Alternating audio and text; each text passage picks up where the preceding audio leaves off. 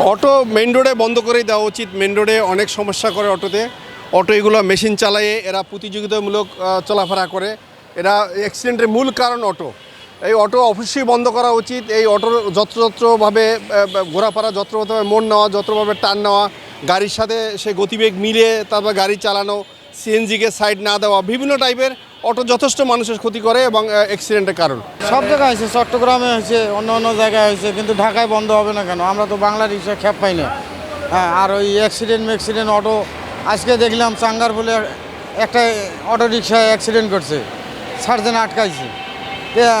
আমার চাই যে ঢাকা শহরে অটোটা বন্ধ হোক, অ্যাক্সিডেন্টটা কম হোক।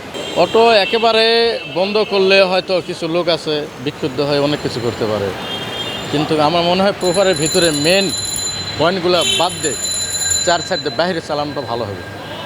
এর আগে তো আপনাদের ঢাকা শহরে আপনারা বলেছিলেন, যখন ধর্মঘট করেছেন, বন্ধ করার কথা বলেছে তখন বলেছিলেন যে আপনারা আর মেন সড়কে অটো চালাবেন না।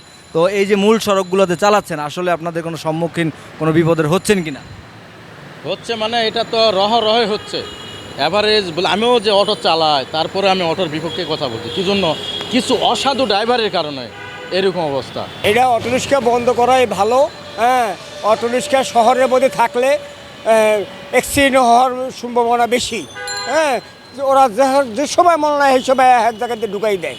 হ্যাঁ, এরা কিছু মানে না। আমরা তো সবাই গরিব মানুষ, সবার কর্মর দরকার আছে, কিন্তু যেগুলো অবৈধ জিনিস এগুলো বাতিল করাটাই সবচাইতে বেটার।